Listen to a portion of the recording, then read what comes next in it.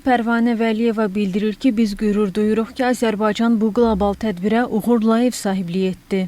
Cənab Prezident İlham Əliyevin təşəbbüsü ilə ilk dəfə Dünya Şəhərsalma Forumları tarixində liderlərin bəyanatları segmenti keçirildi. Bu da onu göstərir ki, Azərbaycan qlobal mənzil böhranı, həmçinin yeni şəhər gündəliyinin müzakirəsini daha yüksək səviyyəyə, daha yüksək platformaya qaldırıb ki, burada yüksək siyasi iradədən söhbət gedir və həmçinin sədrin xülasəsi sənədi də yayıldı. Burada da təbii ki, Azərbaycanın uğurlu ev sahibliyinə görə və o cümlədən Azərbaycanın Qarabağ və Şərqi Zəngəzurda həyata keçirdiyi geniş miqyaslı yenidən qurma və bərpa işlərinə dəstək məsələsi burada xüsusilə vurğulandı. Əlbəttə, bu Azərbaycanın şəhərsalma sahəsində də öz sözünü deməsi idi, yəni qlobal gündəlik diktə etməsi idi və Azərbaycan Bakının adı ilə bağlı olan sənədlər qəbul edildi.